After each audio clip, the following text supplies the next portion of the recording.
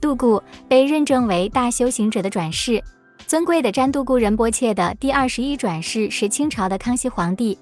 中国经历了许多朝代，并有不同的皇帝在史上统治过这个庞大的帝国。有些皇帝在人们的记忆中消失了，有些皇帝是暴君，有些皇帝是因丑闻或其他不太正面的原因而被绊倒。然而，其中一位皇帝却被视为是文化和宗教的代表，他的仁慈和远见广被赞扬，而其谦卑且无私的天性则备受人民爱戴。这就是清朝的康熙皇帝。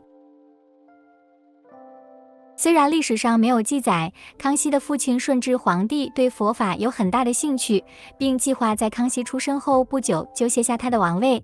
他想到五台山出家，以弥补过去所做的伤天害理的事迹。康熙出生后不久，他的父亲清朝顺治皇帝就悄然退位。当时清朝皇太后由于担心清朝早期朝廷名誉受损，于是对外宣布顺治皇帝突然驾崩。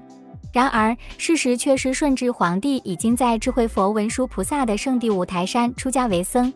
康熙当时只有6岁，由于年纪尚幼，无法独立治国，所以直至他成年为止，都是在朝廷重臣元老的辅助下管理国家大事。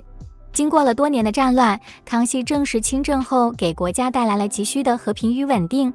事实证明，这位年轻的皇帝的确是一位英明的政治家。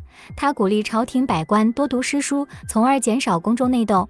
在康熙的支持和推动下，古今图书集成和康熙字典得以问世。在统帅军队上，他也表现出同样善巧的做法，在军事战役中对士兵的照顾如同对待其将领一样。康熙专心治国，勤政爱民，赢得百姓的尊重。他白天上朝理政，晚上又连夜批奏，以确保第二天清晨就可发还奏折。康熙皇帝是伟大的佛法护法，不仅是赞助弘法的功德主，他个人对佛法也相当感兴趣。由于他早年接触佛教，皇帝对佛陀的教导，特别是藏传佛教的信仰非常感兴趣。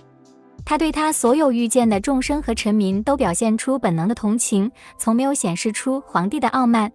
他不只是在地位上是中国的皇帝，同时在精神上也是如此。据说康熙曾6次访问五台山和其格鲁派寺庙。他赞助了以金墨书写的龙藏经，其中记载简明般若教诲，这经文至今仍然被保留。康熙皇帝还赞助第7世达赖喇嘛格桑嘉措，注入塔尔寺一世并赐予金印。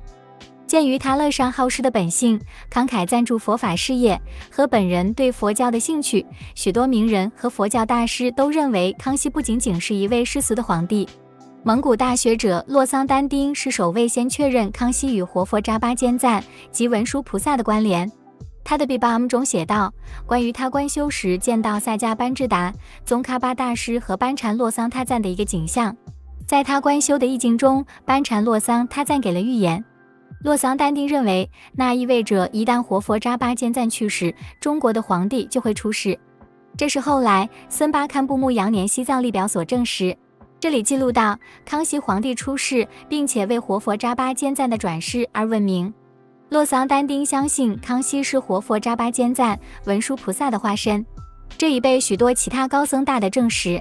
在康熙皇帝赞助的其中一个项目蒙古红甘珠尔序文中提到，智慧文殊菩萨转化为无畏狮子金宝座的主人，化现为崇高的康熙文殊菩萨。皇帝康熙为一个有成就的学者，在他统治期间是中国佛教盛期。康熙皇帝藏文圣经的正典其一《大藏经》甘珠尔木刻印刷版在康熙上任期间出版，先以藏文后以蒙古文出版。在1669年，康熙赞助西藏龙藏经，并指示该文本以金墨手写。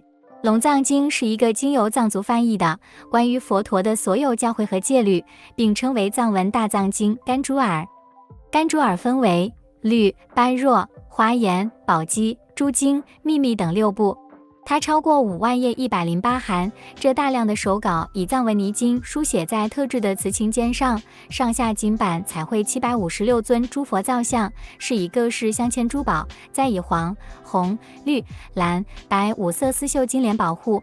1683年，康熙2次到五台山朝圣。